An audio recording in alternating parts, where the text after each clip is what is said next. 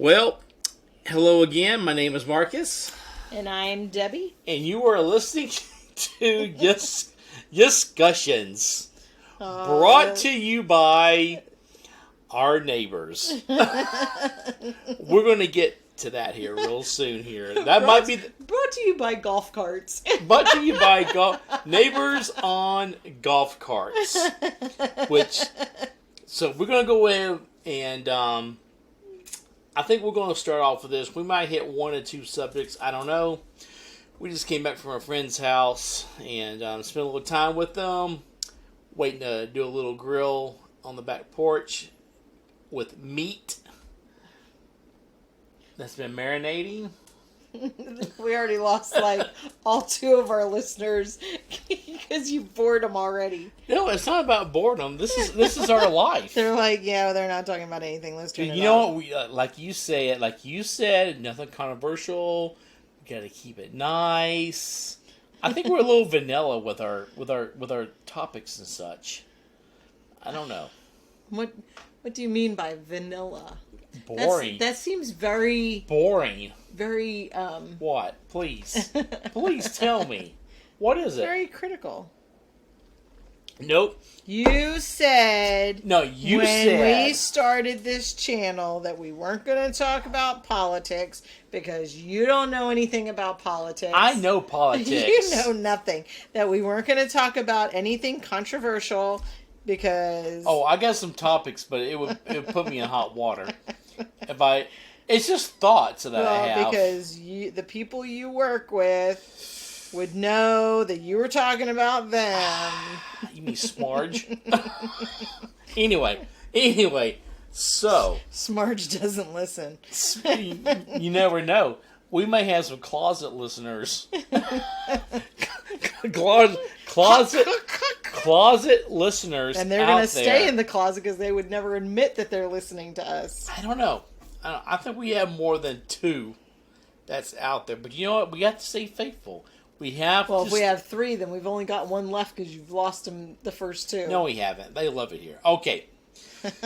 So the first thing we're going to bring up is neighbors. We all have them. The majority of us we all have them, but we mostly don't want them. Exactly with this. But here's the thing. You know, you always have those shows that show the fun neighborhoods. I remember as a kid, you'd go bike riding and you'd ride to your friend's house and, the parents would get together and, they'd have block parties and cookouts and, just fun things to do. Yeah, that don't happen now. No, but see, my neighborhood, it's an old neighborhood. Matter of fact, my son and I, we went to Bike Week and we drove back and visited. I showed him the house that my dad made. But see, our neighborhood was back in the day where everybody rode the school bus to school, and all the moms are out there with their moo-moos, with their cup of coffee, and their hair all either covered up or up in rollers, and they would wait for the bus to come. But the moms would hang out with each other and would talk to each other.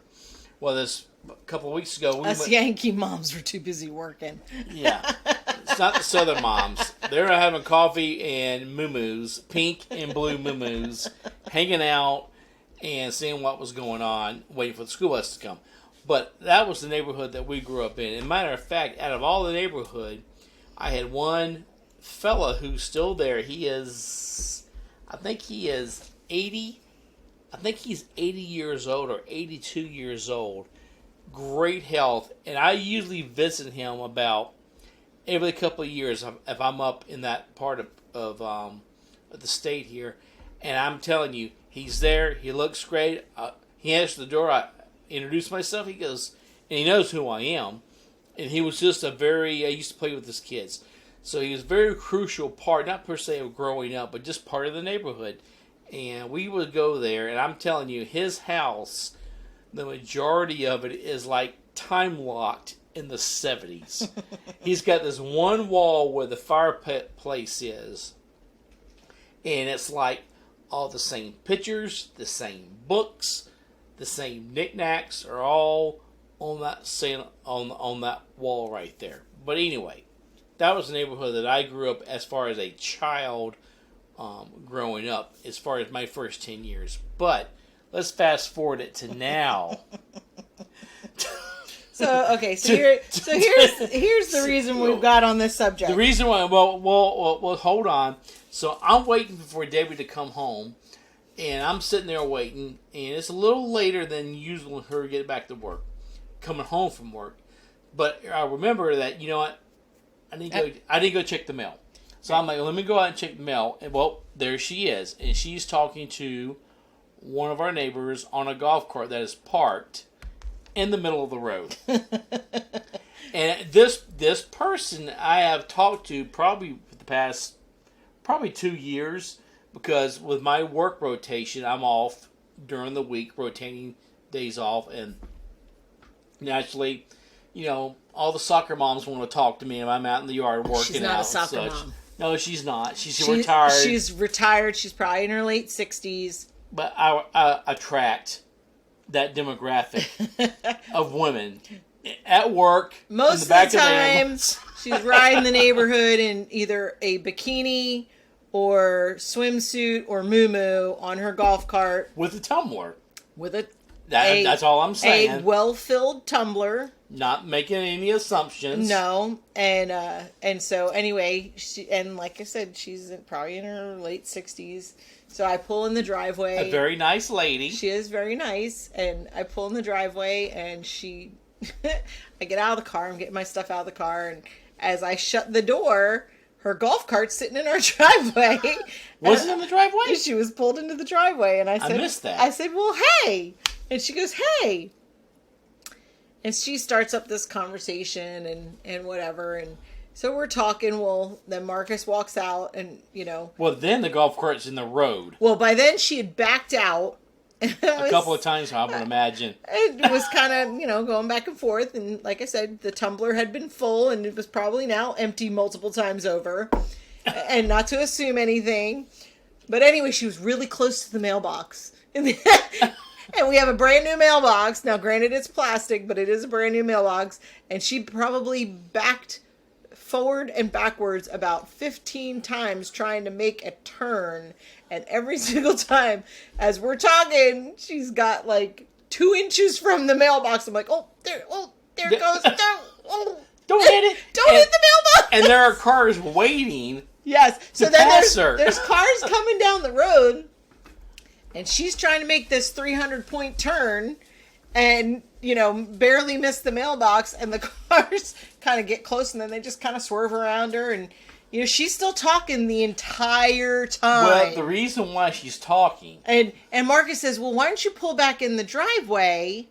Because... Oh, I was egging on the conversation. Well, and he was trying to pull her back in the driveway so she doesn't get hit by a car. She completely ignores him and still keeps going back and forth, back and forth, back and forth. And so, anyway, it was pretty funny. But the whole part of the conversation was... Are you going to go ahead and say it? Oh, well, I'm not going to give names, but... She's engaged. She's engaged. 8 years with this man. That's been living with her. Hasn't been paying a dime to live in her house. That lives on the lake. And by golly, And it's paid off. And he's got some money coming to him. And by golly, she wants her piece of the pie. So she pressured him into it, and she is now engaged. She pressured into a ring. That's right. Because she's going to marry him. And get her hands on no prenup. No nothing. And he has no kids. All right, let me preface this with the fact that we probably see this woman maybe 10 times a year. I see. Well, probably. But she was sharing her whole entire life story with this guy, and that with the tumbler, filled, and flashing her ring back and forth because she's engaged, and she wanted to make a sign. She wanted to know if I could make a sign because I have a vinyl machine. Yes. And she wanted to make a sign for her yard that said she was engaged. Engaged. And she lives down like this little road, and I'm like, but nobody's gonna see it. She goes, it doesn't matter. She goes, I know it's there, and she goes, and I want him to see that it's there. Are you really gonna make it? It's the question. Are you gonna I don't make know it? that she's gonna remember that she told me to make it. You know what? My next I'm walking down with my tumbler at 10 in the morning. And we're gonna tumble together. We're gonna put that sign in her by yard. golly, we're gonna put that sign in the yard saying engaged. I won't go any further. No, don't go any further because you'll give it away. So anyway, not the names, but what we were talking about. Oh, so anyway, so then we had been invited over to a friend's house who lived 2 doors down. So we mosey on down there. Well, we're telling them this whole story. You know, we're all laughing, and they're like, "We've never seen this woman." And they've been living here for probably 25 years. Yeah. And I'm like, she lives like 4 houses down on this little dirt road. And they're like, we have no idea who you're talking about. I'm like, that's funny. I said, because we see her all the time. Well, I usually do. If I'm out doing like yard work or working on the boat or things of that nature, and she's out in the morning in the golf cart, she'll pull right on up and, we'll start talking. That's how I got to know her. And she says, what's your name? Isn't it Sherry? No, she knows who I am. No, she asked me. She says, isn't your name Sherry? And I said, no, it's Debbie. That's close to Debbie. And she goes, and your husband starts with an M. Yep, that's Marcus. Yeah, that's right. But she had a tumbler in her hand. Yes. That was probably the most I've ever seen her tumbled. I was more worried about my mailbox. Who could do a 10-point turn in the middle of the road? No, this was like a 300-point turn. And every time you told her, it's okay, you can pull in the driveway, she'd still just talk, back up a little bit more, back a little bit forward, back up a little bit more, back up a little forward. Yeah. And every time she'd get closer to the mailbox, you're like, oh, wait, oh. Those are my people. That's where I come from. Yes. So she was quite the character. Like I said, you only see her certain times, throughout the year. But when you do, it's always an interesting time. It is. Well, we were just talking about Neighbors. You can live in a big neighborhood. Like last neighborhood we lived in, we had what, 13 houses? No, 13 houses. But with that being said, and we lived right on the cul-de-sac, we were probably a little more closer because it was a dead-end road. Because we just... Well, you always see the same people. We saw the same people. We knew our work schedule. And the kids were younger, so they played. And they played. And also, I hate to tell you this, but, every year around Christmas, you would have the shenanigans. People breaking in the homes, people stealing stuff out of the yard. So we all knew our work schedule. We knew who we were. What cars they drove. What car we drove. And things like, which I think is a big plus in any neighborhood that you live in. And plus, where we lived about, I think, either 12 or 13 miles off the highway just to get to where we lived. We lived pretty, not rural, but to a degree. We're like on the edge. Yeah, we're kind of like around the edge. Well, we're not like city now. We're like probably 10 minutes off the highway. But how many homes do you think is down this one road? 140. 140? Because you're a realtor, right? Oh, just to let you know, if you need a house being sold here, she can buy you one, okay? I'm not buying anybody anything. I can sell one. She can sell. Just letting you know that. Anyway, so 140? Yeah. That's how many down this one road? Yeah, if you make it past, and start counting, but you're too busy counting the golf carts going by. No, that's like, then you get teenagers, and then you got the soccer moms, and they're like, they're $8,000, 4-seater golf carts. Where are you going? Where are you going in this neighborhood that you need a 4-seat golf cart? I'm going to tell you, just a 1-seater golf cart does not run cheap. I mean, not even used and refurbished. But anyway, that's that's a little sidetrack note. That's their money. They can do whatever they want. Whatever they hey, that's great. Not like when my parents lived in a big, nice neighborhood, but all the mailboxes were in the front of the subdivision, and my dad had a old golf cart that he would go check his mail. But anyway, that was a tangent. Who cares? I'm pretty much on a tangent. No, we were just talking about kind of like what on one of our other conversations about the HOA. Now we're talking about neighbors. Neighbors, we're branching out. It's like it's just funny when you get out to act. Nobody meets their neighbors anymore. we don't live in that society. I guess that's what we were talking about when we were growing up, when everybody knew everybody. You kind of know, who lives where the kids are. Everybody had kids that would play. Well, even the older guys that didn't have kids, like other. You knew because they'd sit out front. They, everybody decorated their yard for every holiday. You always had trick or treating. I mean, we would go around our neighborhood multiple times. We had a big, huge box of costumes that we would come home, change, and go back out around. And you knew the neighbors knew you, but it was just fun. But you had a school across the street. It was a little bit down the road. Yeah, but that was the elementary school that you went to. I mean, you almost mean anything. Yeah, well, it means a lot because that draws people to a neighborhood to buy a home there. But it's just funny, like the more we get out and the more we meet the neighbors, it's we've got some characters. You got the ones that have been here since the neighborhood started and probably aren't going anywhere. And then you got the new people that have been here, just long enough that, they're starting to get to know everybody. And then you got the newest neighbors that everybody likes to complain about because nobody knows them yet, but they're doing just enough to tick them off. But True.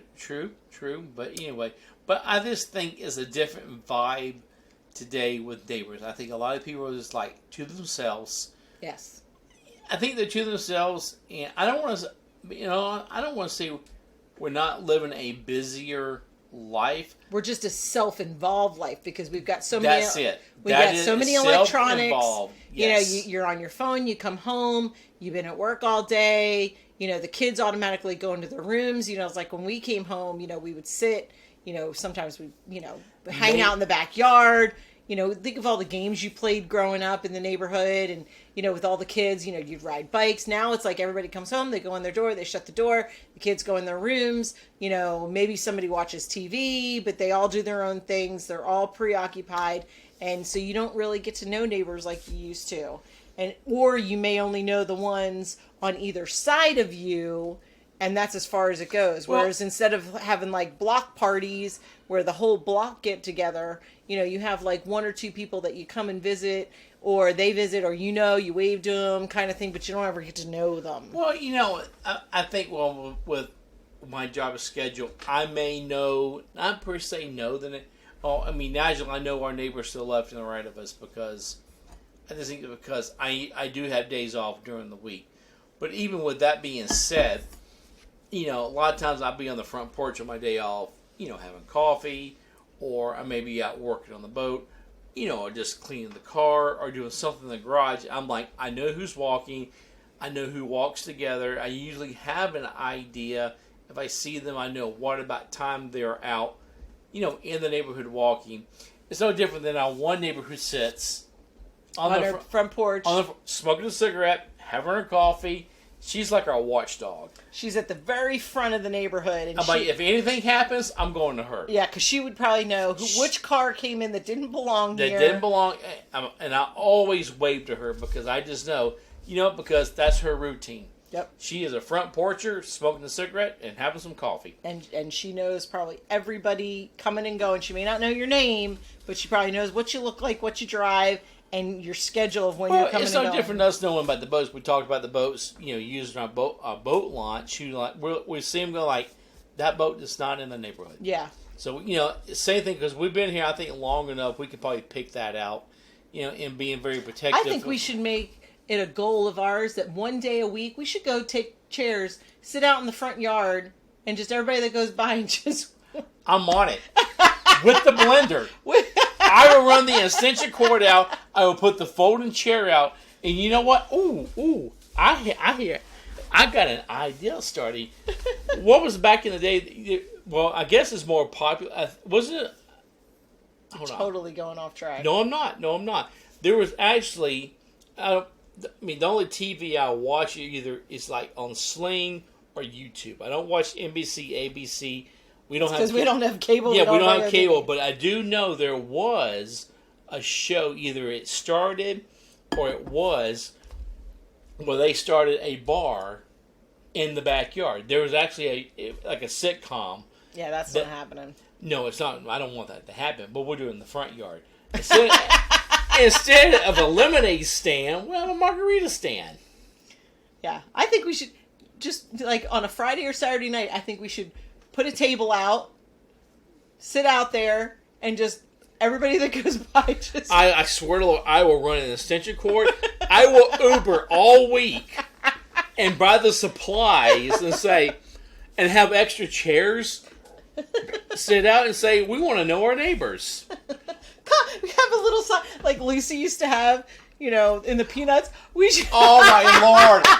We all. It was say what? It's like not psychiatry. No, it was it was like that. Yeah, 5 cents. 5 cents. 5 cents. We'll have extra chairs with it says, sit down and talk a while. And have the laptop. We could do a discussion. It's all right. Hey, sit down. Tell us your story. Do you want our neighbors to? Why not? This is my idea for another podcast. Another podcast here. And actually, I had a friend of mine who, when I was thinking about starting this Our podcast... goal for 2021 is to meet the neighbors. Well, not my goal, but when I was thinking about doing a podcast, I was thinking about doing one like an EMS. You know, that's what I do. And I tried it. Well, recording, I'm like, God, that sounds so boring here. I think to do a podcast by yourself is literally, you got to have a very good topic, and you have to be a very interesting as far as a speaker on what you're speaking on. It usually goes better if you're either, interviewing, or I have my lovely wife here doing my podcast with me. You made me. To interact. Oh, you love it. You love talking. So with that being said, I had a friend of mine who I worked with. Him and his buddies, they had one. And I was talking with him. He got me like, you need to use like this software to record the information on. And he was like walking me through it. So I was like, you know what? I got this idea. And either I came up or either Debbie came up with it. Because, I Uber on the side from time to time. And I always would hear these stories. I mean, like, sometimes, you hear, like, how's your day going? If I'm driving, like, how things are going. And 9 times out of 10, they're on their phone. Because it's not awkward, but they're quiet. They're on the phone. But let me tell you something. I have heard some stories where I had to slow down. I slowed down. I'm like, I got to hear the end of this. And so, it's like Paul Harvey. Oh the rest of the story. I mean, they told me these things. I mean, nothing like, weird. I mean, just not weird, but just it made me start to think. And I ran this idea by my friend because back in the day. Well, don't give it away. I'm not going to. Well, back in the day, here's the point of my whole thing. Decades ago, on CBS on Sunday mornings, there was a guy, and this is true here. He would, basically, this reporter on CBS, on the Sunday morning news, he would take a dart and would throw it at a map of the United States and say, well, I want to go to Johnny Creek, Idaho. And he would go to Johnny Creek, Idaho, and when he would get there, he would get, back in the day, they had this thing that's called a phone book. It had everybody's names and numbers listed in it, and he would get the phone book of that town and would flip through it and blindly would point kind of like in the movie The Jerk. Oh, I love that. I know. I love that. No, don't get me sidetracked. I'm on a thought right here. I love Steve Martin. If you haven't seen The Jerk, go watch The Jerk. I'm a somebody. I don't need anything. Oh, hold on. Okay, you're getting distracted. That's later in the movie. I do need this lamp here. Anyway, okay. So, but anyway, he would go to, what was the name of my town? You're not even listening. Something Creek, Idaho. Something Idaho. But they would get the phone book of that place, open it up, and say, and would pick a name out, Sally Mae. They would call Sally Mae up. I would imagine this is done behind the scenes. And they would go to Sally Mae's house, and she would agree. And the point of the whole thing is, everybody has a story. And they would do a story on this stranger, not a popular person, just an average day person, like all of us that listen to this podcast, all 2 of you. Well, 4 of us. We're down to 1 now. So, that would listen, and they would have a story, and they would feature it on CBS Sunday morning nationwide. Everybody has a story. So I ran this idea by my friend about me, Ubering, like, you know what? I go, I hear these stories, and I would love to record these. And he literally stopped in his tracks. He goes, that is the most awesome idea I have. Now you just gave it away. Well, who cares? But I'm still thinking about it because I'm not Ubering all that much. But just the idea of it, if everybody has a story. They do. Yeah, they do. Everybody has a story. I don't care if what race you are, how old you are. There is a story to be had, and so anyway. And it's funny because it's like the people you look at that you don't expect to have like a really interesting story are usually the ones that amaze you and surprise you with some of the stuff that they have. Like if you're profiling somebody, you look at somebody and you're like, oh well, that guy that's begging for money. Exactly. You're thinking, oh, he has a story, but then yet, you see somebody else who looks, fits in. You probably never noticed them before. They're just walking down the street, or they're coming from work. They're just doing their daily thing. And those are usually the ones that have the most interesting backgrounds because you know what? They've been there, they've done that, they've blended in, they're making it work, and it's like, they're not high achieving, they're not down at the bottom, they're just making it through every day. Well, funny you mentioned that is because, there's a few that are on either end of the scale, but think about everybody on an everyday basis, just, Well, it's like this, like the other night, I tell you, just like yesterday, I had a patient with me being EMS. Are you going to save this for another time, or are you going to... No. Let's start another discussion. No, it follows right along. It has Everybody has a story, and then we'll wrap it up. It's like I had this fellow in the back of the ambulance. This is not the first time, but we're talking, and he's an older fella. I'm not going to give his age away, but he is on up in age, and we're talking there, and he goes, you know what? And he mentioned his name. I said, okay, yes, sir. And he's a junior. He goes, my father is named after such and such school in Richland County. I'm like, I said, I know that school. And so he proceeded to tell me his family lineage, where he was from originally. Now he's not living in the same county. He's like the next county over, but it's just like he gave literally this very interesting story on how it was like literally fourth or fifth generation that his family has been there, and they named his high school after him. And so the point is maybe just go back to think again is that, no matter how big or how small, somebody's got a story to be told. Yeah. And so I'm hoping maybe to start another podcast on the side one day about this in the back of my car. You can barely handle the one we've got. Oh, look, man, we're going on almost 30 minutes right now. That's because you went off on like a tangent. No, I didn't. We started talking about sitting outside talking to neighbors, and you went off on like a 20-minute tangent. Well, this such is more important than it's more interesting than the neighbor. But if you saw the neighbor, that was a very funny one. That was funny. That was hilarious. We can't say the whole story because then you... Because we're very vanilla. No, because if we said the whole story and anybody in our neighborhood that listens would know who this person was. No, they won't. I'll be on. They would know. Our neighborhood doesn't know anybody in this neighborhood here. But what I want to say, we want to keep it.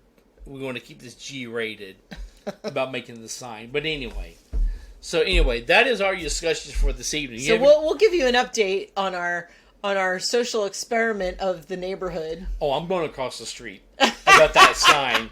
No, I meant about sitting outside with our table. Oh, I want to do that. We'll give you an update. Oh, you know what? Maybe this weekend. This is my first 3-day weekend that I have had off in a while. I think we should roll it out there Friday. Friday night. Let's do it. Is it a date? It's a date. It's on it. Let's do it because Saturday you're busy. Yes. All right. So anyway, my name is Marcus. And I am Debbie. And thank you to listening to Discussions.